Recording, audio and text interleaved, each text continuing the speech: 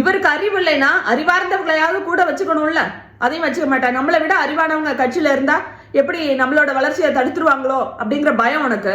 ஏன்னா அவனுக்கு அரசியல் பத்தி ஒன்னும் தெரியாது. நேத்து வரைக்கும் தியேட்டர்ல சீட்டை கழிச்சிட்டு உன் படத்தை பார்த்தவன் தான். இது வரைக்கும் தமிழ்நாடு எத்தனையோ அரசியல்வாதியை பார்த்திருக்கு. ஆனா விஜய் மாதிரியான ஒரு மோசமான அரசியல்வாதியை தமிழ்நாடு இப்பதான் பாக்குது. இவ்வளவு ஒரு ஆபத்தான அரசியல்வாதி பாருங்க விஜய். அப்புறம் சில பேர் சொல்றாங்க விஜய் இனிமேதான் தீவிர அரசியல களமிறங்கணும். உங்க நொன்ன இப்பவே இந்த சம்பவத்துக்கே களமிறங்கல, ஓடி போயிட்டாரு. இவரு தீவிர அரசியல களமிறங்குறாங்க. எதுக்கு இந்த மாதிரி காவு வாங்குறதுக்கா, உயிர்களை காவு வாங்குறதுக்கா? ஏர்போர்ட்ல நொறுங்கலை அவனுக்கு அந்த இதயம் கேட்கும் போது ஒரு பிரஸ் மீட் பண்ணணுங்கிற கொஞ்சம் கூட ஒரு அறிவு வேண்டாம். மக்கள் மீது குறைந்தபட்ச அக்கறை கூட விஜய்க்கு கிடையாது. நேற்று இந்த கரூர் சம்பவத்துல இந்த தற்கொலை கூட்டம் தான் விஜய்க்கு ஆதரவான பதிவுகள் போடுறாங்க அப்படின்னா, நம்ம யாரெல்லாம் அறிவார்ந்தவர்கள், இவங்களுக்கு சமூக அக்கறை இருக்கு அப்படின்னு நினைச்சிட்டு இருக்கோமோ அவங்கள ஒரு சிலரோட பதிவுகளை பார்க்க முடிஞ்சது. அப்ப அவங்களோட கேள்விகள் என்னவா தெரியுமா இருக்கு? கவர்மெண்ட் எப்படி இவ்வளவு சீக்கிரமா நடவடிக்கை எடுக்குது? உடனே பிரேத பரிசோதனை பண்றாங்க, உடனே ஹாஸ்பிட்டல் போறாங்க, உடனே சிஎம் வராரு, உடனே அமைச்சர்கள் போறாங்க, எல்லாம் ரொம்ப பெர்ஃபெக்டா இருக்கே. அப்ப அந்த பெர்ஃபெக்ஷன் தான் எங்கேயோ இடிக்குது அப்படின்னு சொல்லி இந்த அறிவார்ந்த கூட்டத்துல இருக்கக்கூடிய ஒரு சிலர் இது போன்ற பதிவுகள் போடுறத பார்க்க முடியுது. அப்ப இவங்க எல்லாம் என்ன நினைக்கிறாங்க அப்படின்னா, ஏதாவது அசம்பாவிதம் நடந்தது அப்படின்னா கவர்மெண்ட் அதை பத்தி கேர் பண்ணிக்க கூடாது. ஒரு நாள் கழிச்சுதான் மினிஸ்டர் அங்க போகணும், மாவட்ட ஆட்சியர் அங்க போகணும், சிஎம் அங்க போகணும், என்ன நடக்குது அப்படின்னு ஒரு நாள் கழிச்சுதான் வந்து அங்கெல்லாம் போகணும் அப்படின்னு நினைக்கிறாங்க போல. உடனே ஆக்ஷன் எடுக்கக்கூடாது. எல்லா ஸ்டேட்லயும் மற்ற நாடுகள்ல எல்லாம் என்ன நினைப்பாங்க அப்படின்னா, ஏதாவது ஒரு அசம்பாவிதம் நடந்ததுன்னா எந்த அளவுக்கு ஸ்பீடா அந்த கவர்மெண்ட் வந்து நடவடிக்கை எடுக்குது அப்படிங்கறதான் பார்ப்பாங்க. ஆனா இங்க இருக்கக்கூடிய அறிவார்ந்த கூட்டத்துல இருக்கக்கூடிய ஒரு சிலர் எதுக்கு இவ்வளவு ஸ்பீடா வேலை பார்க்கறாங்க, ஒரு கவர்மெண்ட் சரியா வேலை நடத்துறதே வந்து கொஸ்டின் பண்றாங்க, அதையே சந்தேகம் கிளப்புறாங்க. எதுக்காக இவ்வளவு ஸ்பீடா வேலை பாக்குறீங்க அப்படின்னு. இப்ப இவ்வளவு நாள் இவங்களெல்லாம் வந்து நம்ம அறிவார்ந்த கூட்டத்துல சமூக அக்கறை கொண்டவங்க அப்படிங்கிற கூட்டத்துல இவங்களெல்லாம் நம்ம வச்சிருந்தோம் அப்படின்னு நினைக்கவே ரொம்ப வெக்கமா இருக்கு. இதே 40 பேரு அதிமுக கூட்டத்திலயோ இல்ல திமுக கூட்டத்திலயோ இறந்திருந்தாங்க அப்படின்னா இவங்க எல்லாம் இப்படி பேசுவாங்களா? இந்த வாய் இப்படி பேசுமா? விஜய் மேல மட்டும் என்னங்க அவங்களுக்கு அப்படி ஒரு தனிப்பட்ட கரிசனம்? அவர் ஒரு ஸ்டார் அப்படிங்கறதுனாலயா? எப்படி சாதாரணமான ஆட்கள் வந்து விஜய் அப்படின்னா ஒரு பிரமிப்பா பாக்குறாங்களோ அதே மாதிரி தங்களை மூத்த பத்திரிகையாளர்கள் அப்படின்னு சொல்லக்கூடியவர்கள், தங்களை அறிவார்ந்த கூட்டம் அப்படின்னு சோசியல் மீடியாவில் காட்டிக்கொள்ளக்கூடியவர்கள், அப்படி அந்த கூட்டத்தில் இருக்கக்கூடிய ஒரு சிலரும் இது போன்ற கேள்வியை கேட்கிறது அப்படிங்கிறது ரொம்ப ஆச்சரியமாகவும் ரொம்ப வெக்கக்கேடாகவும் இருக்கு. இந்த கரூர் சம்பவத்துல விஜய்க்கு ஆதரவா பேசக்கூடியவர்கள் ஸ்டாலின் பதவி விலகணும், திமுக ஆட்சியை கலைக்கணும் அப்படிலாம் என்னென்னமோ பேசிட்டு இருக்காங்க. ஏன்னா இவங்க தான் குறுகலான இடத்துல பெர்மிஷன் கொடுத்துட்டாங்க, அதனாலதான் இந்த துயர சம்பவம் நடந்திருக்கு அப்படிலாம் என்னென்னமோ பேசுறாங்க. அப்புறம் செந்தில் பாலாஜி எப்படி கரெக்டா அந்த ஹாஸ்பிட்டலுக்கு போய் எப்படி கரெக்டா போனாரு, அமைச்சர்கள் உடனே எப்படி கிளம்பினாங்க, சிஎம் எப்படி உடனே ஸ்பாட்டுக்கு போனாரு, இப்படியெல்லாம் டைம் லைன்லாம் போட்டு 1008 கேள்விகளை கேட்குறாங்க. ஒரே ஒரு கேள்வி உங்க தலைவனை பார்த்து கேளுங்க, ஏண்டா 12 மணி 1 மணிக்கு நீ கரூர்ல பேச வேண்டியது எதுக்கு 7 மணி நேரம் கழிச்சு நீ கரூர்ல எதுக்கு வந்து பேசுற? 7 மணி நேரம் எதுக்கு நீ மக்களை காக்க வைக்கிற? அடிப்படை வசதி தண்ணி, அந்த தண்ணி வசதியை கூட உங்க நிர்வாகிகள் பண்ணி வைக்கல, ஏன் பண்ணி வைக்கல அப்படின்னு கேளு. எல்லாரும் மயக்க கிடக்குறாங்க, அதையும் இவர் பாக்குறாரு, இந்த பஸ் மேல நின்றுட்டு பாக்குறாரு, பதறி அடிச்சுட்டு கூட்டத்தை பாதிலே முடிச்சுட்டு இவர் திருச்சி விமான நிலையம் ஓடி போறாரு. திருச்சியில கூட இவர் தங்கி இவரோட ஆட்களை வச்சு அங்க என்ன நடக்குது, நீங்க நடவடிக்கை எடுங்க, கூட நின்று பாத்துக்கோங்க, ஹாஸ்பிட்டல் போங்க அப்படின்னு அறிவுரை சொல்ல கூட துப்புள்ளாத உங்க தலைவனா ஒரே ஒரு கேள்வி கேளுங்க. உனக்கு தான் கூட்டம் இவ்வளவு கூடுதுன்னு தெரியுதுல்ல, சரி நீங்க சொல்ற மாதிரியே குறுகலான இடத்துலயே இவங்க வந்து பெர்மிஷன் கொடுத்துட்டாங்கன்னா நீ எதுக்கு ஒத்துக்கிற? எனக்கு வந்து நிறைய கூட்டம் கொடுங்க, எனக்கு 50,000 பேர் 1,00,000 பேர் வருவாங்க, இவ்வளவு குறுகலான இடத்துல எல்லாம் நான் கூட்டம் போட முடியாது அப்படின்னு சொல்ல வேண்டியதானே உன் நிர்வாகி, உன் மாவட்ட செயலாளர் என்ன பண்ணா? மாவட்ட செயலாளர் நீங்க கோர்ட்டுக்கு போக வேண்டியதானே, நீங்க தான் அதுக்கு அடுத்தாலும் கோர்ட்டுக்கு போவீங்கல்ல, அடக்குது ஒடுக்குதுன்னு சொல்லி கோர்ட்டுக்கு போக வேண்டியதானே. இந்த மாதிரி குறுகலான இடத்துல கொடுக்குறாங்க, எங்களுக்கு 45,000 பேர் 1,00,000 பேர் கூடுவாங்க அப்படின்னு சொல்லி நீங்க கோர்ட்டுக்கு போக வேண்டியதானே. நீங்க கொடுத்ததே 10,000 பேர் வருவாங்கன்னு தானே கொடுத்துருந்தீங்க. அந்த லட்சணத்துல நீங்க வேலை பாக்குறீங்க. ஒரு அடிப்படை கட்டமைப்பே இல்ல உங்க கட்சியில. எவ்வளவு பேர் வருவாங்கிற பேசிக் சென்ஸ் கூட கிடையாது உங்க கட்சியில. அதை கூட தெரிஞ்சு வச்சுக்கல உன் நிர்வாகி.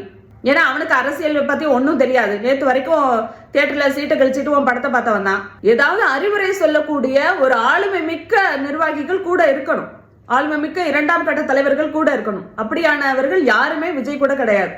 பொதுச் செயலாளர் புஷி ஆனந்த், துணை தலைவர் துணை பொதுச் செயலாளர் வந்து ராஜ்மோகன், யூடியூபர் ராஜ்மோகன், அப்புறம் ஆதவ் அர்ஜுனா, இவங்கெல்லாம் வந்து அரசியல் கட்சி தலைவர்களாம். இவங்களை வச்சுட்டு தான் இந்த ஆள் வந்துட்டு அதிகாரத்தை பிடிக்க போறாரு, ஆட்சியை பிடிக்க போறாரு. இவருக்கு அறிவு இல்லைன்னா அறிவார்ந்தவர்களையாவது கூட வச்சுக்கணும்ல, அதையும் வச்சுக்க மாட்டாங்க. நம்மளை விட அறிவானவங்க கட்சியில இருந்தா எப்படி நம்மளோட வளர்ச்சியை தடுத்துருவாங்களோ அப்படிங்கிற பயம் உனக்கு.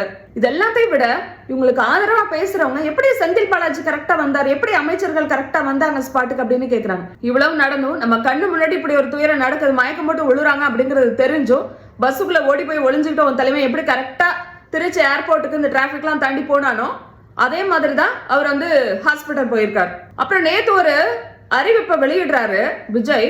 அதுல வந்து என்னோட இதயம் நொறுங்கி போச்சு அப்படிங்கிறாரு. விமான நிலையத்தை கேட்கிறாங்க, ஏர்போர்ட்ல கேட்கிறாங்க, 30 பேர் செத்து போயிட்டாங்க, பதில் சொல்லுங்க அப்படின்னு ஓடுறாரு. ஆனா இவர் வீட்டுக்கு போனதுக்கு அப்புறமா இவங்க ஆளுங்க ட்வீட் பண்றாங்க, இதயம் நொறுங்கி விட்டது அப்படின்னு. ஏர்போர்ட்ல நொறுங்கலை அவனுக்கு அந்த இதயம் கேட்கும் போது. ஒரு பிரஸ் மீட் பண்ணணுங்கிற கொஞ்சம் கூட ஒரு அறிவு வேண்டாம். அந்த அறிவிப்புல கூட இந்த மாதிரி தொண்டர்கள் போய் பாருங்க, நிர்வாகிகள் போய் பாருங்க, ஹாஸ்பிட்டல் போங்க, நடவடிக்கை எடுங்க, மக்களுக்கு என்ன தேவையோ அதை போய் பாருங்க, நான் வரேன், அப்படி எப்படியான ஒரு அறிவுரைகள் கூட அந்த பதிவுல இல்ல. கோர்ட்ல நீங்க சொன்னீங்க கர்ப்பிணிகள் வரக்கூடாதுன்னு சொல்றாங்க, குழந்தைகள் வரக்கூடாதுன்னு சொல்றாங்க, அவங்களெல்லாம் வரக்கூடாதுன்னு நாங்க எப்படி சொல்ல முடியும் அப்படின்னு கோர்ட்ல போய் வெக்கமே இல்லாம போய் கேட்டீங்க. இப்ப கோர்ட் கேட்டுச்சுல, நீங்க ஏன் மத்த கட்சிகளுக்கு ஒரு முன்னுதாரணமா இருக்கக்கூடாது?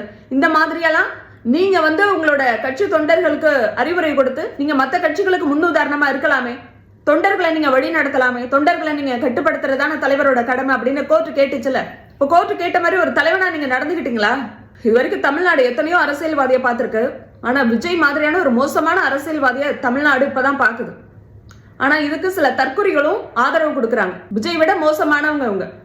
எனவே இப்படியானவர்கள் மீதும் காவல்துறை நடவடிக்கை எடுக்கணும். உட்காந்து வீட்டுல உட்காந்து போஸ்ட் போடுறாங்கல்ல, இவர் எப்படி செந்தில் பாலாஜி கரெக்டா இத்தனை மணிக்கு போனாரு, சிஎம் எப்படி இப்படி போனாரு, மினிஸ்டர்ஸ் எப்படி உடனே வந்தாங்க அப்படின்னு ஆராய்ச்சி பண்ணி போடுறாங்கல்ல. இந்த மாதிரி விபத்து நடந்த நிகழ்வு நடந்த உடனே தற்கொலைகளோட போஸ்டர் எல்லாம் போய் பார்த்தீங்கன்னா உடனே செந்தில் பாலாஜி, திமுக அரசு, உடனே விஜய் நோக்கி எந்த கேள்வியுமே அவங்களுக்கு எழல. ஏன்னா இவங்க அண்ணன் ரொம்ப நல்லவன். இந்த சினிமா நடிகர்கள் பின்னாடி ஓடுறத மக்கள் எப்பதான் நிறுத்துவாங்கன்னே தெரியல. நேத்து பேசும்போது ஒரு பையன் பேசுறான், நான் காலையில 4 மணில இருந்து விஜய்க்காக உட்கார்ந்துருக்கேன் அப்படின்னு. அந்த குழந்தை தான் அப்படி உட்கார்ந்துருக்கு, அது அறிவு இல்லாம. அப்படின்னா பெத்தவங்களுக்கு எங்க போச்சு புத்தி? எதுக்கு குழந்தைங்களை தூக்கிட்டு நீங்க கூட்டத்துக்கெல்லாம் போறீங்க? பாக்குறீங்களே நீங்க, அதான் 24 மணி நேரம் தான் ஒளிபரப்புறாங்களே விஜய்க்கு எவ்வளவு கூட்டத்தை பாருங்க அப்படின்னு சொல்லி. அப்பயாவது உங்களுக்கு அறிவு வேண்டாம்? சரி, விஜய்க்கு இவ்வளவு கூட்டம் கூடும், நம்ம குழந்தைங்களை கூட்டிட்டு போக கூடாதுங்கிற அறிவு, அடிப்படை அறிவு கூட இல்ல. அவங்களாம் வெறும் நடிகர்கள், சம்பளத்தை வாங்கிட்டு நடிக்கிறாங்க, அவ்வளவுதான். தியேட்டரோட முடிச்சுக்கோங்க. நீங்க பிரமிப்பா பாக்குறீங்கன்னா தியேட்டரோட முடிச்சுக்கோங்க. தியேட்டரை விட்டு வெளியில வரும்போது விட்டுருங்க. தயவு செஞ்சு சினிமா நடிகர்கள் பின்னாடி ஓடாதீங்க. நான் ஏற்கனவே பேசியிருந்தேன், விஜயோட பேச்சுல ஒரு அரசியல் பண்பே இல்லை அப்படின்னு. எல்லாரும் விமர்சனம் பண்றாங்க அவருடைய நிர்வாகிகள் தொண்டர்களை பத்தி. ஆனா அவங்களுக்கு எல்லாம் அவர் எந்த அட்வைஸும் கொடுக்கறது கிடையாது. மயக்கம் போட்டு விழுறத கண் கூட பாக்குறாரு, ஓடிடுறாரு. திருச்சியில செய்தியாளர்கள் கேட்கிற கேள்விக்கும் பதில் சொல்லாம ஓடிடுறாரு. 3 மணி நேரம் கழிச்சு இதை நொறுங்கி விட்டதுன்னு அறிக்கை விடுறாரு. அவர் மேல ஏகப்பட்ட விமர்சனங்கள் இருக்கு, அதுக்கெல்லாம் பதில் சொல்ல துப்பு இல்ல. ஆனா இவர் சோசியல் மீடியால உட்காந்து இவங்களோட ஐடிவிங்க வச்சுக்கிட்டு வி ஸ்டாண்ட் வித் விஜய், தளபதி விஜய் அப்படின்னு ட்ரெண்டிங் பண்ணிட்டு இருக்காங்க. எவ்வளவு ஒரு ஆபத்தான அரசியல்வாதி பாருங்க விஜய். நேற்று தாவேகா வழக்கறிஞர் பேசுறாரு, விஜய் ரொம்ப துயரத்துல இருக்கிறாரு அப்படின்னு. திருச்சி ஏர்போர்ட்ல தான் உன்னால பேச முடியல. சென்னை போனிய, சென்னையிலேயாவது ஒரு பிரஸ் மீட் வச்சு பேசியிருக்கலாம்ல. இறந்து போனதுல 3/4 பேர் உன்னோட ரசிகர்களா தானே இருந்திருப்பாங்க. இப்ப அவங்களை ஆறுதல் படுத்துறதுக்காவது நீ பேசியிருக்கலாம்ல. உங்க குடும்பத்துக்கு ஆறுதல் சொல்ற விதமாவது நீ பேசியிருக்கலாம்ல. இவர் ஏற்கனவே விக்கிரவாண்டி மாநாடு, மதுரை மாநாடெல்லாம் நடத்தினாரு. அப்ப கூட ஒரு கொடி கம்பம் விழுந்துச்சு. நல்ல வேளையா அதுல உயிர் சேதம் எதுவும் இல்லை. அப்ப இவங்க வந்து ஒரு கொடி கம்பம் வச்சிருந்தாங்க, அந்த கொடி கம்பம் சரிஞ்சு விழுந்துருச்சு. நல்ல வேளையா அப்போ உயிர் சேதம் எதுவுமே இல்லை. ஆனா அப்ப கூட இவங்க அலட்சியப்படுத்திட்டாங்க. என்ன ஒரு கொடி கம்பம் தானே, என்ன ஒரு கார் தானே போச்சு, வாங்கி கொடுத்துக்கிட்டா போச்சு அப்படின்னு. இப்போ உயிர் போயிடுச்சுல, என்ன பண்ணுவீங்க? கார் போச்சு, வாங்கி கொடுத்துட்டீங்க. இப்போ உயிர் போயிடுச்சு, என்ன பண்ண போறீங்க? இவங்களுடைய அந்த மாநாடு பரப்புரை எல்லாமே ஒரு பேசிக்கான திட்டமிடுதலே இவங்க கிட்ட கிடையாது. பொறுப்பற்ற தன்மை, அலட்சிய போக்கு, மக்கள் மீது குறைந்தபட்ச அக்கறை கூட விஜய்க்கு கிடையாது. இருந்திருந்தா அவர் நேத்தே திருச்சியில தங்கி இருந்து தன்னோட நிர்வாகிகளை விட்டு எல்லா வேலையும் பார்த்திருப்பாரு. ஹாஸ்பிட்டல் போங்கன்னு சொல்லி என்ன நடக்குதுன்னு சொல்லி பார்த்திருப்பாரு. ஓடி போய் ஒளிஞ்சிருக்க மாட்டாரு. நீலாங்கரையில போய் உட்கார்ந்துக்கிட்டாரு அவர் வீட்டுல. அப்புறம் சில பேர் சொல்றாங்க, விஜய் இனிமேதான் தீவிர அரசியல களமிறங்கணும், திமுகவுக்கு எதிரான தீவிர அரசியல அவர் களமிறங்கணும்.